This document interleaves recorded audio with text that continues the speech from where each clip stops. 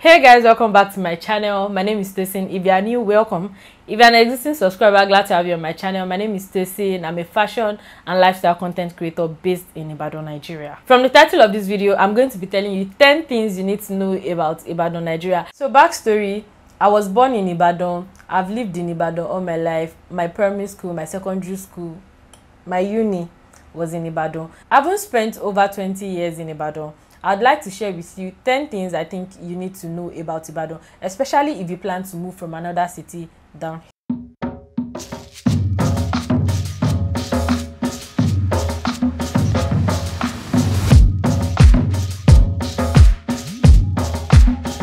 That Ibadan people are very friendly and accommodating compared to other places that I've been to. I've actually noticed that people in Ibadan, they are really friendly. I mean, if you're walking past and then you need to ask for like directions, if you meet somebody, as long as they're in a good mood, then definitely they're going to answer you. Compared to Lagos, I think when you're in Lagos or all those other places, you're literally on your own. So yes, that is the first thing you need to know about Ibadan people. They're very friendly, they're very accommodating, and they're very approachable. Number 2, there's little to no traffic in Ibadan. Please hear me out. It is not as if there's no traffic at all in Ibadan. But Ibadan traffic is usually time specific. You know, all those times when school people are like closing around 4-5 p.m. You might see traffic in 1 or 2 areas. But generally, compared to larger cities, then there's no traffic in Ibadan. The driving experience here is better in terms of traffic. And I'll let you know why I'm saying in terms of traffic and not generally. But if you want, you know, somewhere, a city where you can time yourself, say you want to get somewhere by 8:30 and then you leave your house by 8 and you're sure that you want to get to where you're going to by 8:30, then definitely Ibadan is that place. So basically, the traffic has very minimal effect on your day-to-day movement. Number 3, shops, offices in Ibadan generally open late and they close very early. So compared to other cities as well, where most shops would be open from say 7:30, 8, you find most shops or offices in Ibadan opening by 9:30. I don't know why this is so, but it is something I've been really used to because I grew up here. I have lived all my life here, so I'm quite used to shops opening at these times. But when I have Lagos people come over and then they're like, oh, I just went past and then this shop it's just 9:30 p.m. and the shop is closed, and I'm like, yeah. And they're like, no, that's too early. And then I get it because, you know, for commercial activities and all of that, they expect that you're open till like 11:30, 12. But Ibadan people, I think it's just something we are used to, because I would not term it laziness. Most Lagos people say, oh, Ibadan people are lazy. I don't know, we are just very used to the very slow and easy life. So most people just open at their own pace and then they close at their own pace. So that is something for you to consider when you're moving to Ibadan. They open shops very late and then they close really early. Number 4, I don't know if you've heard this before, but it is true. Ibadan people can insult. See, I don't know if it is the Oyo thing or Ibadan thing. I don't know, but I know very well that Ibadan people can insult. And see, I'm just grateful for my life right now, because when I was younger, my mouth was really sharp. Oh. And I think living in Ibadan really contributed to that. But Ibadan people, especially these market women, if you go to their stores and then you are overpricing their stuff, don't do it. That's what I'm going to say, especially if things get to you a lot. The funny thing is, these insults are usually not so personal. Like, after they've insulted you, that's it. You might see the person the next day and then the person is just really hugging you and all of that. So don't get me wrong, Ibadan people are very nice and friendly, like I said earlier. It's just that you don't want to get on their wrong path. That is it. If they tell you to do something, or if they tell you to just move away, or you see that they're not in the mood, just go your way. That's it, and you're good. Number 5, Ibadan people don't mind their business. Now, this is not very bad. It is just that they stare a lot. So if your fashion is really edgy, or if you're a little bit extra with fashion, then you're going to be getting a lot of stares from people. Someone like me, most times when I go out, okay, not most times, but when I decide to go all out and I go out, I know that people look at me some type of way, because I like wearing like off-shoulder clothes and shorts. I'm usually in shorts, so most of the time I just know that people stare at me, not because they think what I'm doing is bad. I don't know if they're judging me or I don't care. But one thing I've been doing that has been working for me is that when they stare at me, I continue to stare at them, and then they stare at me, and then I continue. I know one person is going to get tired, and that's not me. So yeah, that's what works for me. That's what. So anytime you come to Ibadan and then you are looking all pink and all of that, and then they're looking at you, say you have like pink lipstick, or dyed your hair blue or red or some sort of things, Ibadan people are going to look at you. They will just continue looking at you, like you'll be thinking, is there something on your body? It's just their thing. Maybe because they're not used to people being all extra and all of that with fashion, but that's it. Number 6, transportation is cheap. So transportation is not only cheap in Ibadan, you can also haggle prices and negotiate prices with driver. I feel like Ibadan is the only place they still do this. Like, we still have places that you can go for 50 naira in Ibadan. I don't think there's any other city that they still have like 50 naira cab or bike or something in their place, but we have in Ibadan. That's how affordable transportation is. And you can haggle prices. If the driver actually tells you the fare is 200 naira, you can haggle it and negotiate to like 100 naira or 150. That's how the transportation system still works in Ibadan here. So I know for sure, compared to other cities, that transportation is cheap. I've been to Lagos where I tried to board a bus and the driver said 300 naira. The 300 naira was really shocking, because if it's Ibadan, anywhere I'm going for 300 naira, I would know the place is actually really far. And I know where I was going was not really far. So I was telling the driver that, can I pay 150? That 150 was me adding 15 on top of 100 naira that I would have paid in Ibadan as far as Lagos. And then the conductor was looking at me like, in fact, everybody in the bus, they were just looking at me like, what's wrong with this one? I had to stay for about 45 minutes. That's when I knew that, okay, I don't think these people even negotiate prices here. And I ended up just taking the bus for 300 naira. And that's when I concluded, like, yes, we're enjoying in Ibadan because transportation is really, really cheap over here. My next point is very related to the previous points, which is that the mode of transportation in Ibadan is through buses, bikes, keke, all those keke mara. Yes, we have them in Ibadan, and micra. Now I'm going to focus on micra people. These people, I know, how I complained about house agents in Ibadan in my last video. If you have not seen it, I'm going to link it up here, by the way. Yes, that is how micra people are. You know what Yoruba people call amunideshe? That's what they are.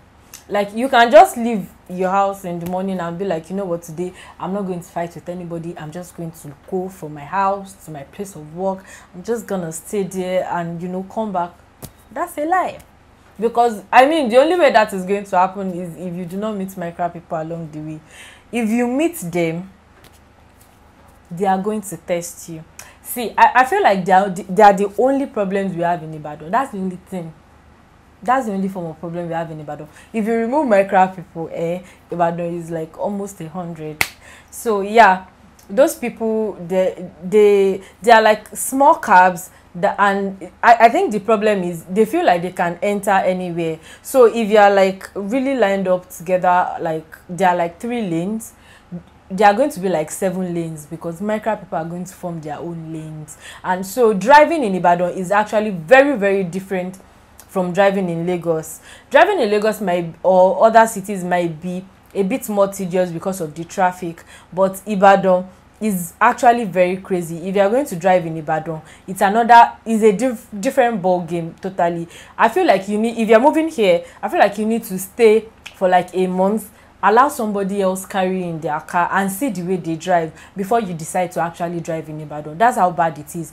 I do not like driving. I have a car. I do not like driving because of this particular set of people. So most of the time, I just even maybe go with cabs or Taxify or something. So this set of people, so that's what you need to know, that driving in Ibadan is actually a bit crazier than other cities that you might be coming from. Number 8, food is cheap. food is actually really cheap in Ibadan. I know this because like the reference I've been making is to Lagos, and that's because that's the only place I've lived like compared to Ibadan. Both raw foods, as in buying of rice, beans, raw food, and already cooked food, they're very cheap in Ibadan. Also, restaurants are relatively cheap in Ibadan as well. They are fairly priced. I don't think there's any overpriced restaurants in Ibadan. Most of the restaurants are really affordable for you to, you know, go to eat out and all of that. So yes, that's one thing you need to know. In Ibadan, we still have bunches of plantain for like 300, 500. The bunch of plantain, you can actually still, you know, eat it like 4-5 times. Lagos people cannot relate. I have friends that come here, anytime they come to Ibadan, they always make sure they go back to Lagos with plantain, and I'm like, plantain is almost nothing here. So yes, that's one thing you need to know, that food is actually cheap. Feeding is cheap generally. Going to restaurants, buying your raw food to cook yourself, buying ingredients, you know, pepper and all of that, very, very cheap in Ibadan. Number 9, the social circle is small. I don't know if it is because of the people I roll with, which I don't think it is, but you are just one person away from somebody you know. If you don't know this next person, the probability that that person has about 4 or 5 mutual friends with you is very, very high. Ibadan is a very large city in terms of land mass, but we are not as populated as Lagos. So we have very few people staying in a very, you know, large area of space. That's why, so we are not so many in Ibadan. I once tweeted about it that if you actually date somebody in Ibadan, you have used your slot, because the next person you are going to be dating is going to be the person's brother or the person's cousin or his best friend or his best friend's brother. Basically, whoever you are going to be dating next is somebody that is going to be kind of related to who you have dated before. And to be honest, I don't think it was exaggerated, because that's about it. That's how it works here. Under the tweet, actually, so many people agreed with me that yes, it was true. So that's what gave me perspective that maybe it's not just the people I roll with, maybe it's actually a thing here. So if you hang out in, especially if you hang out in the same, you know, spots, if there's a restaurant you like to go to, the probability that you keep seeing almost the same faces every time is really high. Or if you go to events and all of that, you most likely see the same faces or close friends to those people, basically. Number 10, accommodation is relatively affordable. You see how I did not mention cheap? Because I would not say accommodation is cheap. Cheap is relative, 1. 2, the prices of accommodations strongly depends on the area where these houses are. I'll give you a perspective. If you have 250,000 naira, you can get a 3-bedroom flat in Ibadan. The question is, where are you getting this accommodation? 250,000 naira will get you a very nice 3-bedroom flat in Elebu or Akala Express. That's not where most people would want to live, because it's kind of on the outskirts of the city. It's not very close to the happening areas or where there are like malls and all of that. But with 800,000 naira, you can get a very nice 2-bedroom flat in one of these highbrow areas like Bodija, Oluyole and co. But if you really want one of those, you know, GRAs and estates and all of that, then you have to have up to 1 million naira or 2 to actually get a very decent 3-bedroom flat. Do you understand? So compared to Lagos, it is cheaper, but is it ridiculously cheap here? No. Accommodation is not, I don't think accommodation is ridiculously cheap anywhere in Nigeria, to be honest. So I need you to have this at the back of your mind, especially because I've seen on Twitter how people have unrealistic expectations about coming to Ibadan to, you know, get 3-bedroom flats of like 200k or 150k. You are going to be shocked.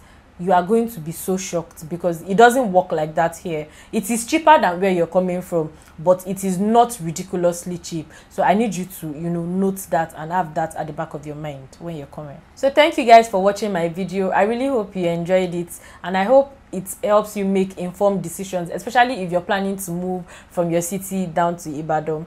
If you live in Ibadan, what's your favorite thing about this city? And if you live in other cities, do you think Ibadan is somewhere you can live? Let me know in the comment section. You know I like reading comments from you guys, so please do well to leave a comment for me, or two even. I just love reading from you guys.